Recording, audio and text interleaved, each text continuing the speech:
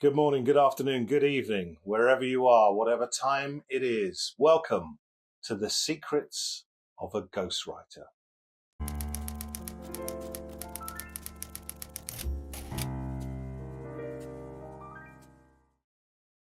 Let's talk about history. Who wants to drag up the past? Well, everybody. Nostalgia is an industry. But when it comes to writing, how aware do you have to be of a casual historical reference, or should you expand on the whole period that you're talking about? I'll give you an example. I have been writing a book for a guy who worked for British Forces Broadcasting. So these are radio stations located in places where there have traditionally been what we might refer to as simmering tensions, either between Britain and potential enemies, or we've been there with our forces as peacekeepers to win what the Americans might call the hearts and minds battle, to make it all okay for the people on the ground. Now, radio stations have been set up by the United Kingdom's Ministry of Defence to broadcast essentially to troops in these places. Now, the first job of a radio station is normally to entertain, but let's not paper over the cracks here. There's an element of propaganda too in broadcasting to your own troops. And even if that propaganda simply is that you're trying to create a feel-good factor by giving them an upbeat radio station, you're working on their minds, aren't you? So this tutorial is not about radio, but it's about the historical reference. So it became very clear to me as I'm working on this book for this broadcaster who has been in multiple locations for British Forces Broadcasting, that the reason that he's there is because they are key places. So we're talking about Gibraltar. So General Franco in Spain had a bit of an issue with that Gibraltar crossing, decided that the Spanish might quite like it.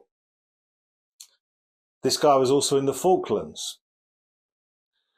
One of the first places that was seized in the Falklands conflict in 1982 was the radio station.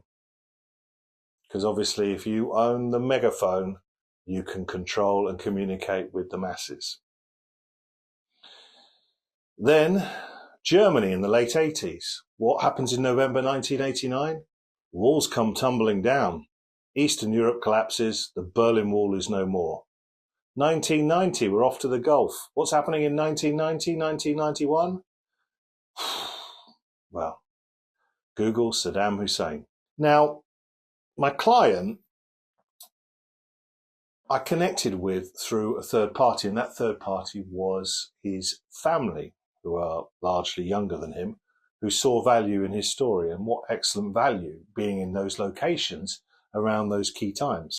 Now, the point is this, that when I talk about the Falkland Islands, a place that many British people hadn't even heard of until we're suddenly sending our ships there, you're talking about a conflict that, as I record these in 2024, is over 40 years ago.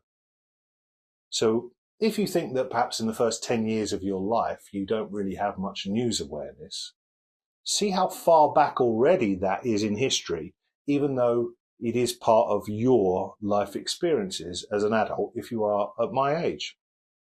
Scroll forward to the fall of the Berlin Wall, that's 1989. These dates are a long time ago, but the feeling is often that they feel like yesterday. So this is my point.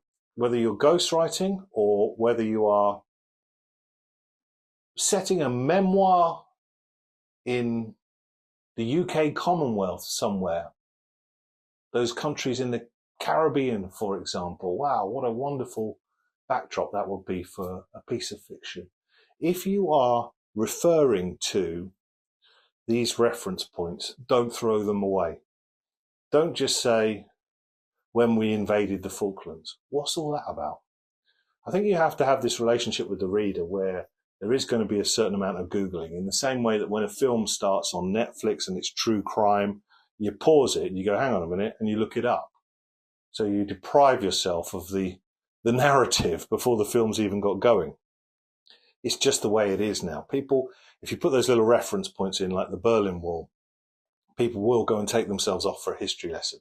As you go through your story and you put in pivotal places and pivotal points in your timeline, do not assume that everybody understands what you are talking about. Time flashes by. Sooner rather than later, 10 years becomes 30, becomes 40.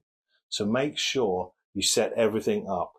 Everybody's life story, the value of it is reduced if it doesn't come with context. So just bear that in mind, I think. And I hope that helps. And I'll see you next time when The Secrets of a Ghostwriter continues.